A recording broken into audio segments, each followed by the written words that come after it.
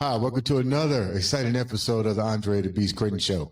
Another exciting show and definitely another exciting guest. We're going to travel down the road to Texas and we're going to talk with a young man that's definitely setting marks in the social media, setting marks on the stage, and soon, and I mean soon, to have his own comedy club. If you've been following him on TikTok, he's more than just funny. He makes you think with his comedy. It makes you think. And at the same time, he's making you laugh. And I like that kind of comedy because it's not signaling out certain things, but it really puts your mind to the test. So without further ado, let's welcome to the Andre The Beast Crayton Show, the one, the only, Mr. Chalee Jr., comedian at large. What's up, big dog? Hey, what's going on, brother? How you doing? Thank you for having me, man. Thank you for having me. Looking forward to this interview.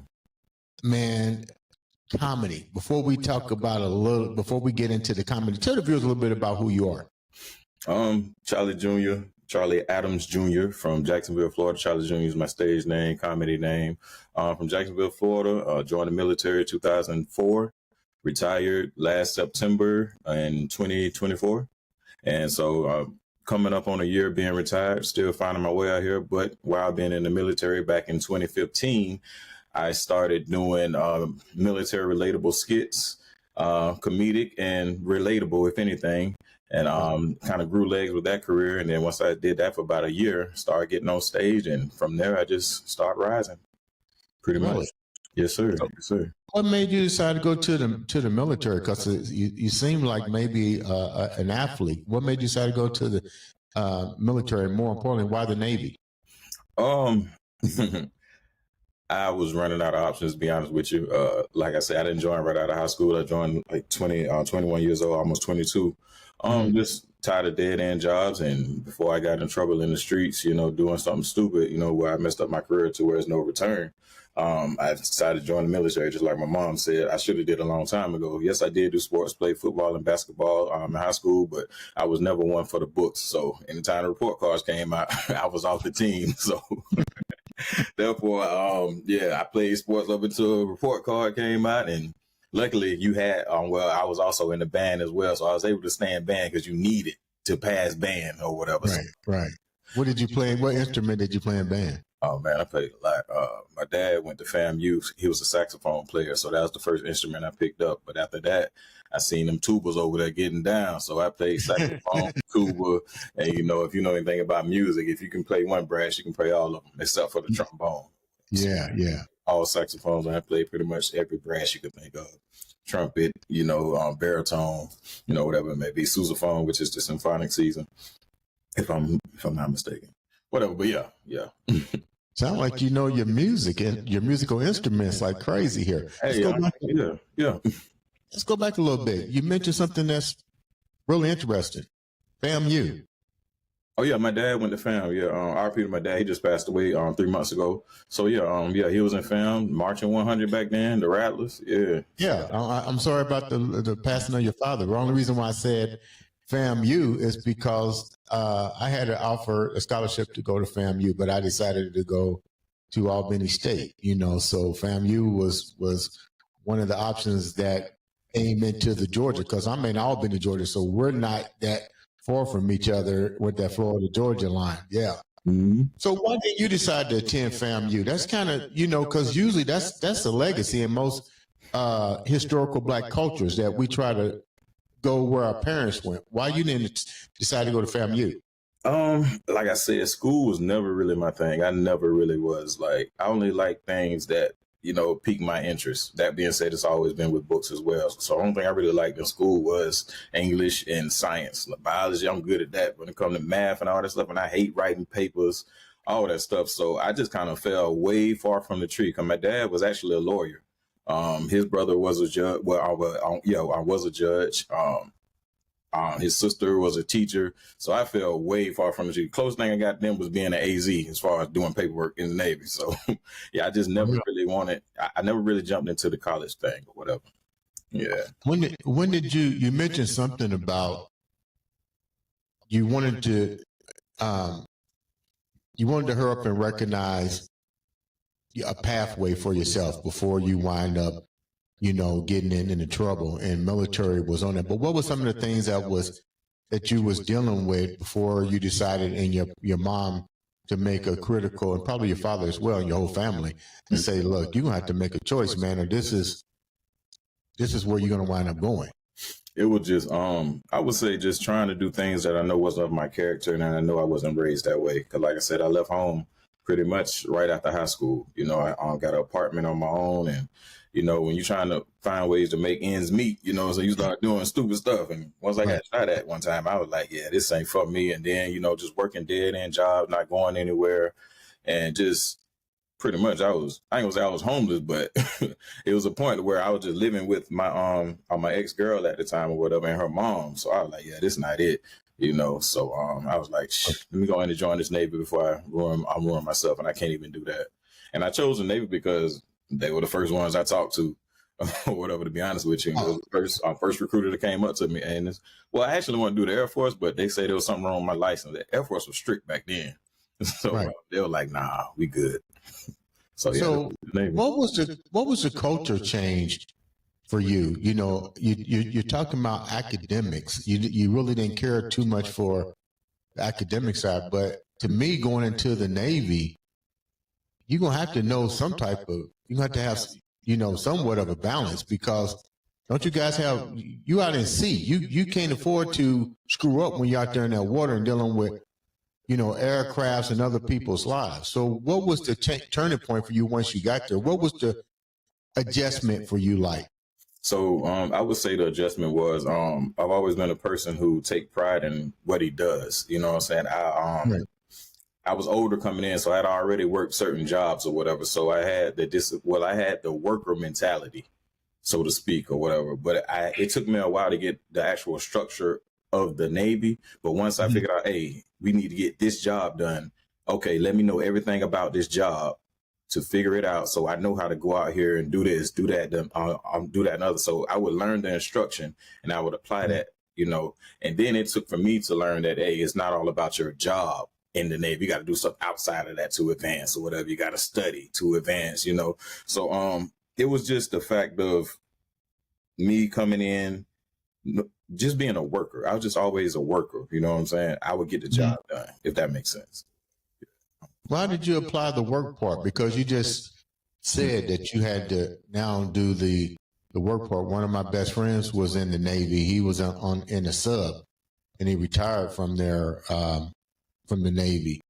Now you got to apply academics along with the instructional part that you're talking about. How difficult was that for you? Because that's not your forte.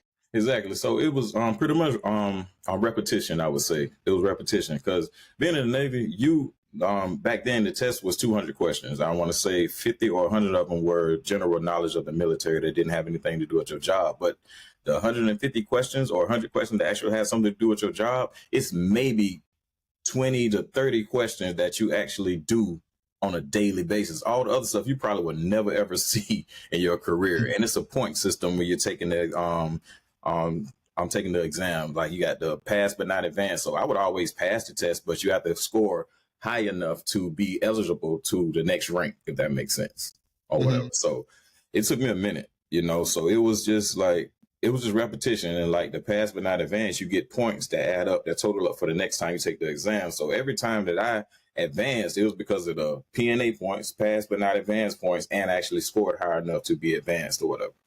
So yeah, the Navy is different. Like, it's not just on performance or whatever. So how far did you wind up ranking? Because E6. I hear what you're saying. What was it you wind up ending your career with?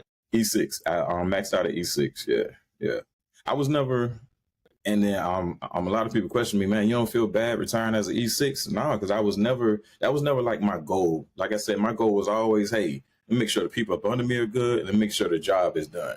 I never really worried about all the politics and things like that. No shade to anyone else, what I'm saying, the Chiefs, khakis, or whatever that made it. But just me personally, I was cool. Like, I never stressed on it. And then once I started building my platform in the Navy, as an individual and, you know, touching people like with comedy, turning out our pain into laughter, I was like, dang, I got the same impact as these E7s, E8s, E9s have, because they the ones in my inbox telling me, hey man, I appreciate the video you're doing, the content you're doing. Hey, it helped me get through deployment. I said, shoot, I'm good.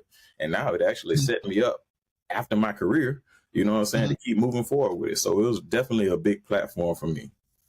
As far First of all, let me say thank you for serving our country and keeping us safe.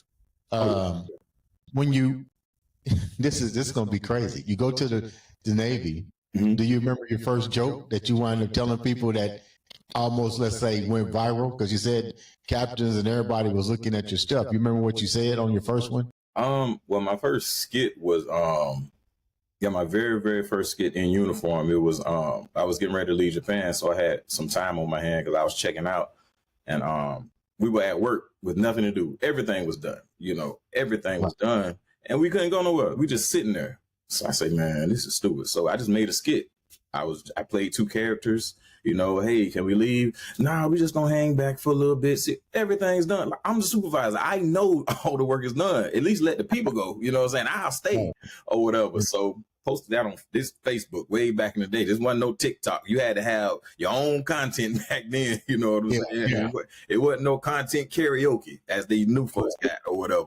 You know. Right. So I posted that in Japan. I want to say I woke up the next day. The video had over 50,000 views. I got 1,000 friend requests. Hey, do another video. That was funny. And so that's the one that took off or whatever. So after that, I just kept going with it. Just kept going. How do you determine how to write your material? Is your material based on your life? Is it based on how do you write your material? Where do you get the inspiration from? Life, like they say, cliche, but the jokes write themselves sometimes. Like, yeah, but yeah, like, what do you mean?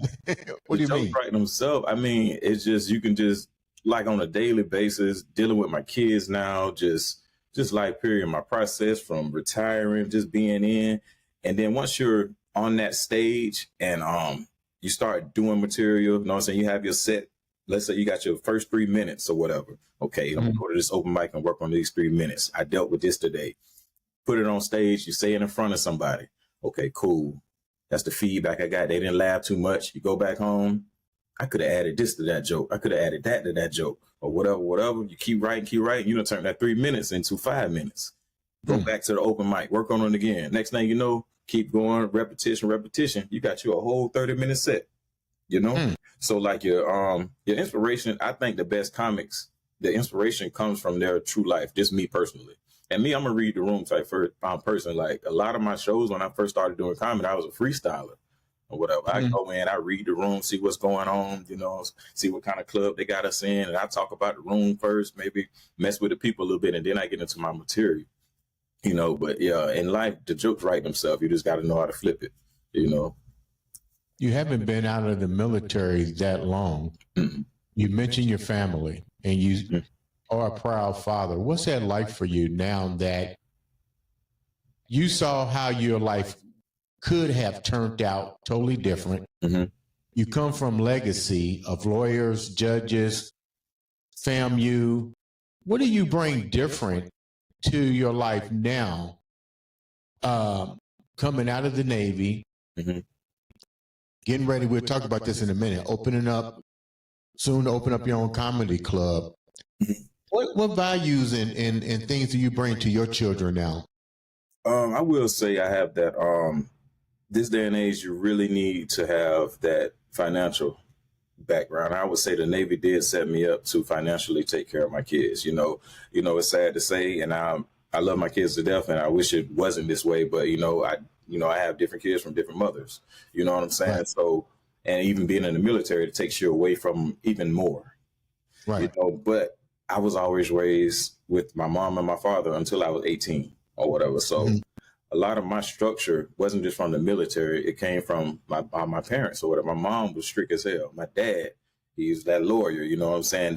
That voice in the house. My mom strict, mean as hell. So I got that from them. Then joining the military, you know, it kind of gave me a bit more structure. And I'm just, you know what I'm saying, you ball that up together or whatever, and then just living life. And like I said, I would say the main thing the military gave me for them is that financial, you know what I'm saying, that financial structure and that financial pillow to fall on for them. So I was like, take care of them. You know, I did my 20 years, so now I got my retirement, my disability, comedy, and all that stuff. It's not easy taking care of 3 kids, you know. So I would definitely say that's what I would take from the military. You know, they gave Now, that you mentioned financial it's not easy to take care of 3 kids. What do you mean by that? Is it because of the social media crave? Is it the monitoring? Is it because easy access? It's hard to monitor them now? Are they evolved a lot quicker than what we did? What's the toughness here? I would say when I was in the military, the toughest thing was just being there, you know, and being that voice. I believe all fathers have to be present as much as possible, and it's hard to do that. It's hard to do that, you know. So and then like they're exposed to the whole world now at the tip of their hands. You know, they got these, they got the MacBooks, they got the iPads, YouTube. They can click on anything. It's hard to be there 24/7 or whatever. Mm-hmm. So I would say, that's probably the toughest thing. Just, you know, just being there. Just being there. That's what bothered me the most. That's why I'm glad I retired. That's what I enjoy most now, you know, so I'm around them now. Who was your favorite comedian? When did you realize you was even funny? You know, amongst close friends, you know, it's easy to be funny, you know, because you all know each other, y'all have relatable events and stuff like that. And, you know, right. But it's different getting on stage and telling jokes in front of complete strangers. You got to find a way to relate. But I would say in 2014, 2015, we were on deployment. I was on an aircraft carrier in Japan. And once you're out there on that water, you got to find things to do. So we had what they call the MWR, and they would put events together.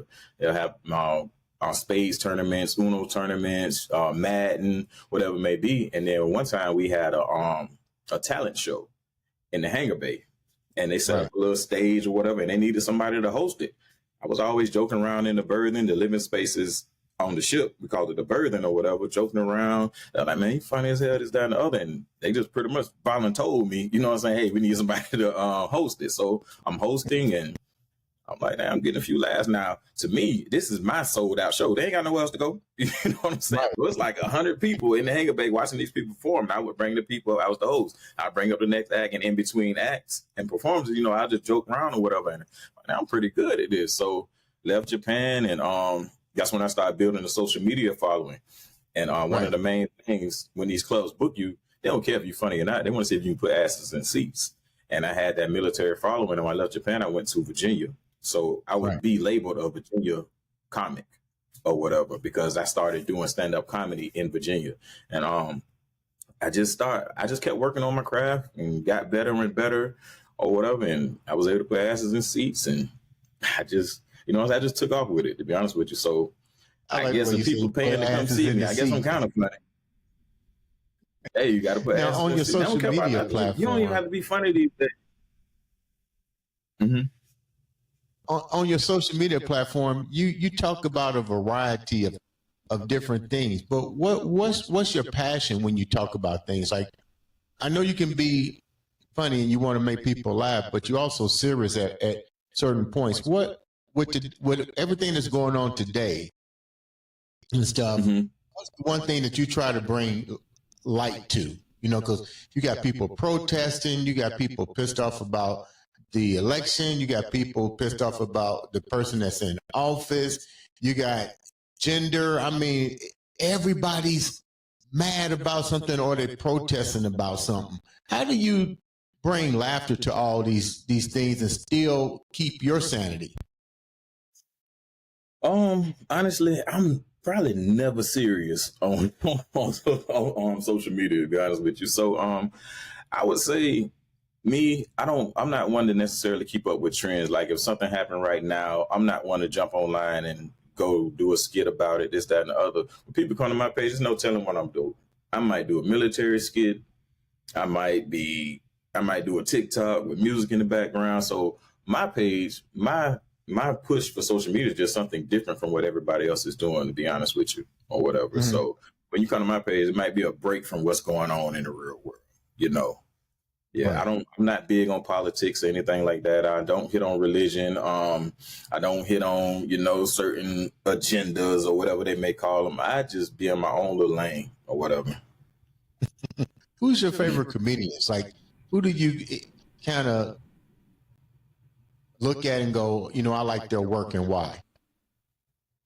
Well, I'm not gonna say he's new. He's been doing comedy for a minute, but this dude named Ali Sadiq, he's a beast right now. He's like one of the best storytellers, and the way he flips his stories and things like that, and make you laugh and keep you engaged. And he's not just a punchliner. Like he can really like take control of a room, and like he doesn't even have to be telling you a funny joke. He just I don't know. He just doing his thing right now. Yeah. So I would say right now, Ali Sadiq. When I first started comedy, I would say it was Mike Epps because of his freestyle ability. And he's just Indiana Zone, baby. Indiana Zone. Yeah. He was definitely my favorite when before I even started. Yeah, he was my favorite because his freestyle ability, he's naturally funny.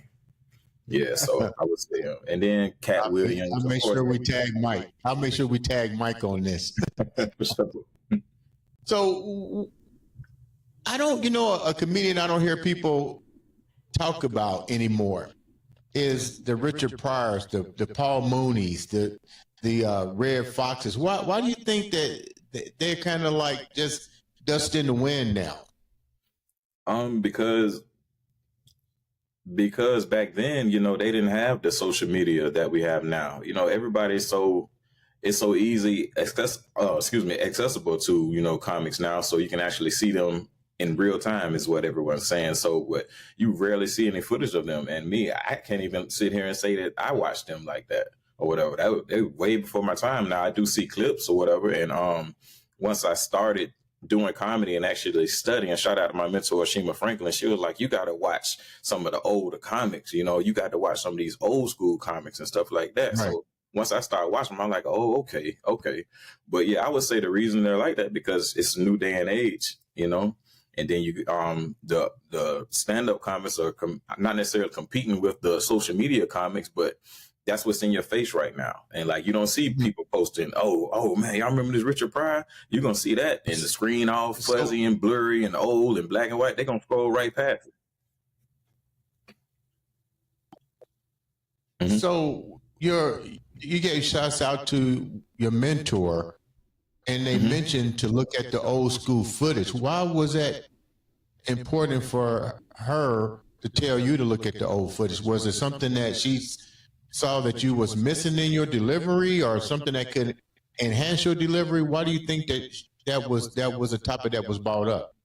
Because I was always picking her brain, as far as, building material, stage presence and things like that. A lot of people material right now is influenced by social media and, people make up a lot of stories. Back then, they didn't have all that. What I'm saying? It was just raw talent. Like they're coming on, just talking about their day, whatever it may be. It was just raw talent. So it wasn't as many props and stuff like that back then, So she was just telling me like, this is where they really, really got it out the mud. Like these people didn't have a 30-second video that made them go viral and now they're just on stage, you know what I'm saying, with millions of followers. These people really got it out the mud. It wasn't you really had to go to the open mics. You had to go through the chitlin circuit and stuff like that. Yeah. Mm-hmm. So their material came from a more genuine, more raw place or whatever. So that's pretty much what she was telling me and what I took from it. Before we wrap up, let's talk about something that you're doing right now. Mm-hmm. You're in the process of opening or getting ready to open your own comedy club. Mm-hmm. And I see that happening. I'm pretty sure if I was, in your business, that's what I would do. Mm-hmm. What's going to be the difference with you being a lone stand-up versus now becoming an entrepreneur and running a comedy club? Okay. Well, mine being that, I pretty much got my buzz and my start from, the military. Not going to lie to you, being in the Navy or whatever. That's why I built my platform. That's why I built my fan base and my supporters. I wanted to hopefully once I start getting in movies and my name really makes waves and I have, a lot of pull and stuff like that. When I open up this club, I wanted to be like a talent spot for people who who are trying to grow their platform and really, really be seen. So that's what it's going to be for. Yes, I'm still going to have big comedy shows, bring out big names, but I'm also going to be streaming. So when I say, hey, you know, if it's any military in town, you got any talent, come on down. You know, if you sing, play an instrument, tell jokes, poetry, and I want to put them on a big platform and I want to use my name, you know what I'm saying, for them to be seen, you know, get signed or whatever, or even just take off with their own. I want to have a platform to where they're able to grow, you know, especially people being in the military, you know. I see your little daughter in the background. Yeah. That's my little twin. So tell me, you're getting ready to do your own comedy to help to bring talent. But this is the question. Not everybody has that beast mindset like you. How are you going to instill this in people to motivate them to home in on their craft? Because everybody can't be a comic or a comedian. Well, I believe it's of course I can only show you what I've done. You know, I can only show you, you know, the fruits of my labor, you know, and me personally, when you're walking in your purpose, you're walking in your path, you're going to do nothing but grow. You know, I excelled in comedy quicker than I did in my military career. I tell people that all the time. It's because I feel like that's my purpose. That's what I'm supposed to do. And my parents always told me, you do something you love, you'll never work a day in your life. And I love doing comedy. So like I said, man. You know, I like the way you said it, because a lot of people can't understand that when you do something that you like, you never work a day in your life. Yes. First of all, let me say thank you, and thanks once again for protecting us and keeping us safe, enjoying, hopefully, which I know you're going to enjoy your retirement. You're definitely going to be successful with opening up your own comedy club location. Where do you plan on opening it up at? You're in Texas right now, but your roots is in Florida. So where do you plan on opening it up at? San Diego. Why San Diego? Big military town, and well, because it's a big military town. I would say that. Yeah. I don't think the military is gonna ever leave you. You know what I'm saying?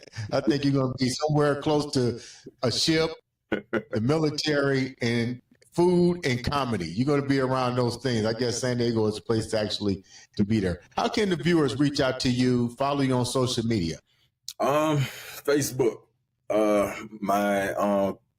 I have a new page now on Facebook, a new business page, and that's Comedian Chalee Jr. That is CHALEEJR. Please don't forget the JR, because I'm a daddy's boy. Instagram, comedian_Chalee Jr. spelled the same way. TikTok, Chalee Jr. spelled the same way. And YouTube, Chalee Jr. spelled the same way. CHALEEJR. That's where I'm at. You know what, Charlie? Thank you so much. I wish you complete success. Feel free to reach out to us again. I would love to follow your journey, which I do already, but have you come back and tell some more jokes. And it's been a blessing. Once again, thank you so much for protecting us as well. Yes, sir. Ladies and gentlemen, this has been another, and I do mean another, exciting episode of the Andre the Beast Crayton Show.